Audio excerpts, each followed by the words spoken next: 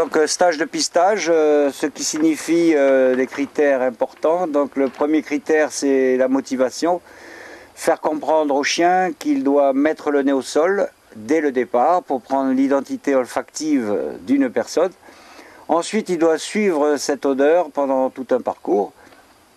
Et sur ce parcours, il peut arriver qu'il trouve des objets appartenant à cette personne. Quand il trouve un objet appartenant à cette personne, bon, il doit le désigner ou le rapporter et ensuite continuer sa piste jusqu'au bout. L'objectif d'une formation en piste, quand on a des chiens débutants, c'est déjà d'apprendre au maître quelles sont les conditions favorables pour mettre un chien en piste. En partant du principe, bien sûr, que tous les chiens pistent. Il n'y a rien de plus naturel chez un chien que le pistage, de plus instinctif que le pistage.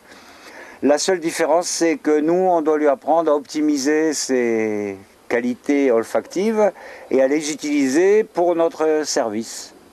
Ce qui va être, bien sûr, plus tard, soit pour faire de la compétition, soit pour rechercher une personne disparue et qu'on doit retrouver rapidement parce que, bien sûr, sa vie peut en dépendre.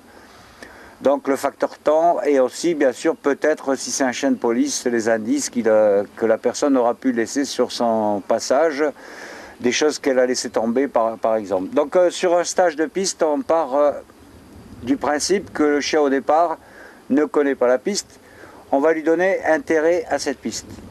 Alors comment lui donner intérêt à la piste? Tout simplement en créant une motivation forte.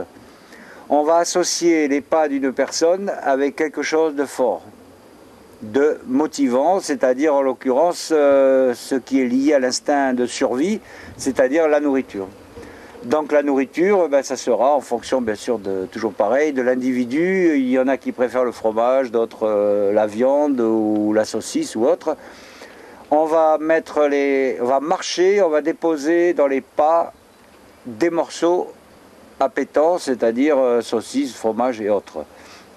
Le chien va les ramasser sans savoir bien sûr qu'il est en train de pister, mais il va se créer progressivement l'association dans sa tête entre les pas de la personne et quelque chose de très agréable.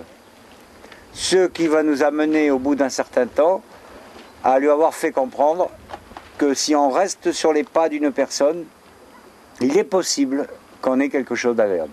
Voilà ce que c'est que le pistage d'une manière générale.